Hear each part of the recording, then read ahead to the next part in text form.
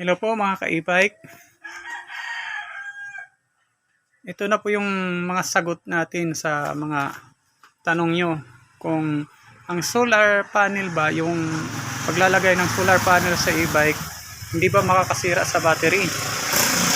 At paano ito i-install yung panel para matibay yung pagkalagay. Ito po yung InWow na ERBS ko, 2 taon na ito. Pinakamatipid na paraan sa paglalagay ng solar sa e-bike at pinakamatibay din kasi 2 taon okay pa siya.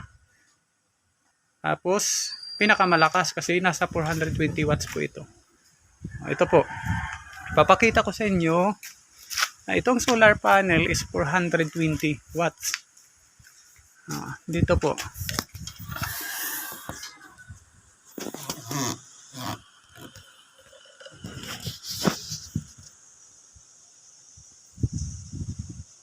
Ayan. 420 watts. Yung VOC niya is 50 volts. Trinay ko na rin yung 150 watts. Mahina pa rin. Yung nag-try din ako ng 200 watts. Mahina pa rin. Kulang. Nag-charge pa rin ako. Kaya yung ginawa ko, nagdagdag ako ng watts. Nag-try din ako ng 340 watts. Okay na rin siya pero medyo kulang pa kung madalas mong gamitin. Tulad nito, araw-araw ito ginagamit paghatid sundo sa mga bata, sa misis ko, tapos sa tindahan, ginagawang service ng mga bantay ko. Tapos ito palang e-bike, baka mapansin nyo, oversize na yung mga gulong nya. 17 po yung mga gulong nito. Kaya yung ground clearance niya mataas na. Mataas. Kasi ginagamit ko ito doon pag hatid sa misis ko doon sa Upland, sa mga sira na daan, yung may mga baha. Kailangan mataas kasi abutin yung controller. Dito po tayo sa pagkakabit ng solar panel sa e-bike. Ito, sinimplihan ko ng pagkakabit. Makikita nyo, square bar lang. Ayan. Ang halaga ng square bar nitong dalawa nasa 180 lang. Tapos yung bolts, ito yung mahaba na bolts, 45 apat, so 180. Ito naman na maliit, 25 apat, 100. Ganun lang yung presyo niya. 290 itong bakal na square bar, 180. Tapos yung apat na 45, 180, 360. Tapos 100 naman yung apat na malilit na bolts, kasi 280. Tapos yung electrical tape 20, 300. 100 naman yung wire, 400 lahat. Tapos ito naman yung solar panel, kasi ito, naka promo noon,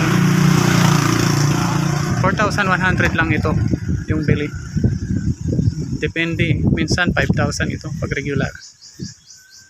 So 5,400 kung sakali 5,000. Tapos itong inverter na ito 2,400. Medyo matagal na ito, 2 taon na, lumang-luma na talaga.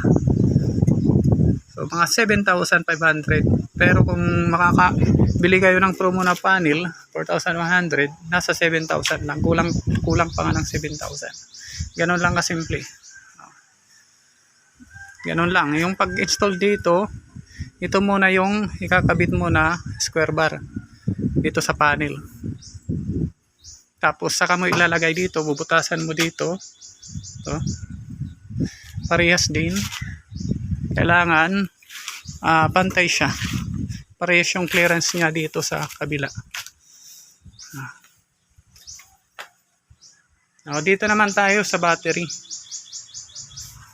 Marami kasing nagtatanong, hindi ba nakakasira sa battery yung paglalagay ng solar panel sa e-bike? Hindi po. Kasi itong e-bike ko, 2 taon na ito. Titingnan natin yung battery. Medyo luma na talaga. Napakaluma na kasi kahit 2 taon lang ito, pero yung paggamit niya, siyempre dahil walang gas, parang unlimited yung paggamit. Kahit sino gumagamit, okay lang naman to na gawing service kasi walang gas, matipid. Tingnan mo yung battery. Walang ano yan, walang lobo. 2 taon na pero goods na goods pa. Yan na. Yan. Tapos,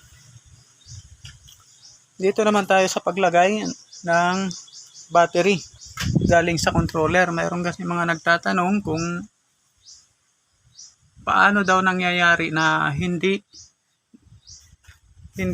napapagod si battery pag may solar panel. Kasi naka-series po siya. Tingnan nyo. Ito galing sa solar, papunta sa controller, charger, tapos papunta naman ito sa battery. Yung panel 420 watts, pero nasa 300 lang, 300 to 400 lang yung ano niya, yung may kakarga. Depende sa panahon kung medyo maaraw, doon makakakuha ng 350, ganoon, 380. Ito. Naka-on siya. I-try natin, tatanggalin natin yung battery.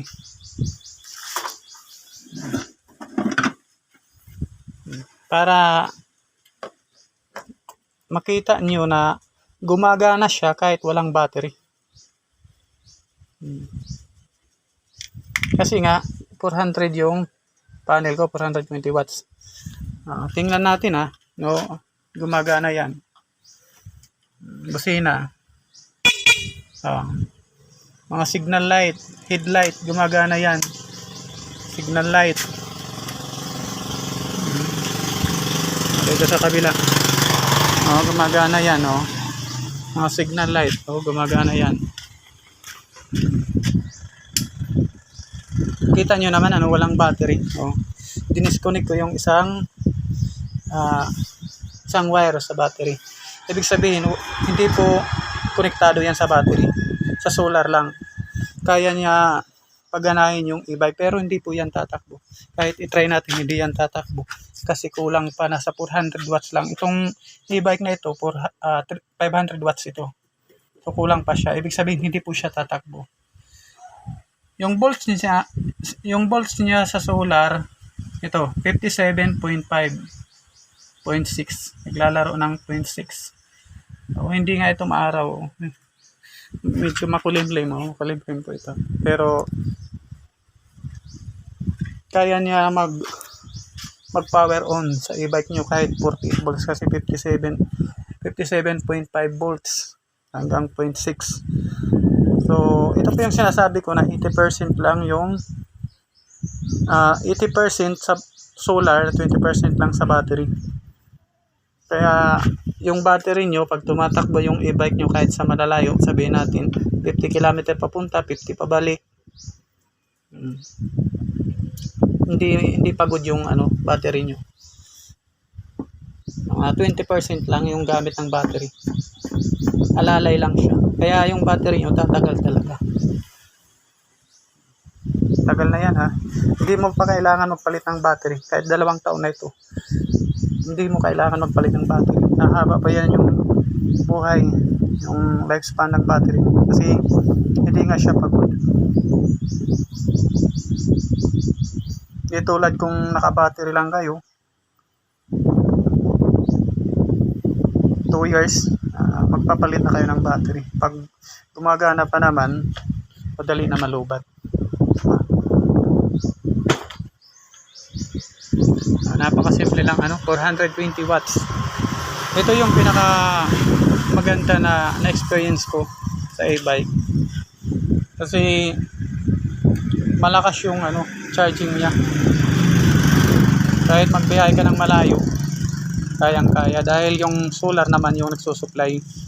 Pinakamaraming supply galing sa solar yung battery alay. Ito yung gulong na malalaki. Hindi po ito advisable kasi baka depende kasi sa lugar yan. Pag matataas hindi pwede yan, masisira agad yung controller. Kaya dito lang sa malapit.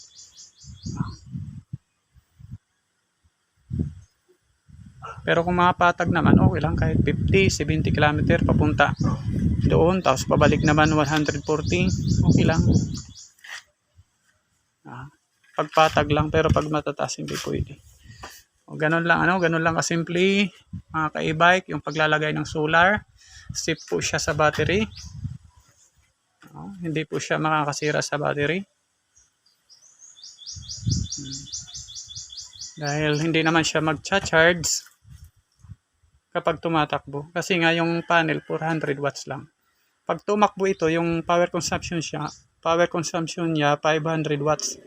So kukulangin. So yung supply ng panel kulang sa konsumo ng e-bike. So yung e-bike naman,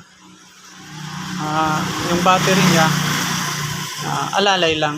Kukuha pa ng 20% ganon, o 20 to 30% yun lang magbabawas. Kaya hindi mahirapan yung battery niya. Hindi po siya masisira. Marami na akong e-bike na kinabitan dito. Walang naging problema sa battery. Humahaba pa yung life niya. Kasi yung battery, 2 years, kadalasan magpapalit ka na. Kung hindi man, umabot mo ng 3 years, magpapalit ka na lang. Pero yung solar panel, yan 12 years warranty po yan. Umaabot yan minsan ng 20 years hanggang 30 years, depende sa pinaggagamitan. Yung controller sa solar, matagal din yan. Yung battery mo, instead na 2 years lang magpapalit ka, hindi ka pa magpapalit. Kasi kahit ito, 2 taon na, titingnan natin kung ilang volts pa. 50 to. Kaya pa yan mag 57.4 kasi may solar. Yung kaibahan ng may solar, kulang solar, yung e-bike mo na may solar, laging malakas yung hatak, mabilis tumakbo kasi laging full charge. Hindi tulad ng walang solar, kasi minsan bumababa pa ng 45 volts kaya mahina na yung takbo mo, nahihirapan na. Si battery naman, kadalasan nagiging dahilan ng pagkakasira kung umiinit siya. Pero ito po, kahit ito naka full charge dito na nakabilad sa araw, hindi po siya iinit. Kasi 57.4 lang yung pinakamataas niya. 0.5 hanggang 0.6 lang. Hindi tulad sa 220 na charger. Yung 220 na charger, umaabot yan ng 59 to 60 volts. Kaya umiinit talaga. Mapapansin nyo yan pag sinarge nyo. Tapos pag full charge, pag tinanggal nyo, hawakan yung battery, mainit, di ba? Parehas din yun pag ginagamit mo. Pag ginamit mo yung e-bike sa malayo, kung sabihin natin 2 oras na biniyahe mo, hawakan mo yung battery, sobrang init talaga. Kasi pagod na pagod siya. Pero ito, 2 oras na biyahe mo, 50 km hanggang 60 km, hawakan mo yung battery, hindi po iinit yan. Kasi nga 20% to 30% lang yung power consumption ng battery niya. Kasi 70 to 80% galing naman sa solar. Yung battery hindi po nahihirapan. Hindi po siya masisira nga tumatakbo, nakakunik yung solar. Hindi po. Kasi yung solar direct po yan nakaseries papunta sa controller ng e-bike at sa motor.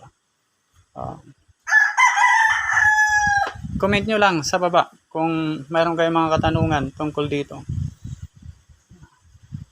Baka mapansin nyo yung tire na malaki, sinadya ko talaga ito kasi nababagalan ako. 32. Yung max speed niya sa GPS 28 lang. Ito naman umaabot naman ng 40. Pero syempre sa patag na kasi yung mga matataas, humihina ito yung hatak. Saka hindi po advisable lalo na sa yung ano, yung matataas na lugar, hindi pwede talaga, masisira agad yung controller. Yan lang po.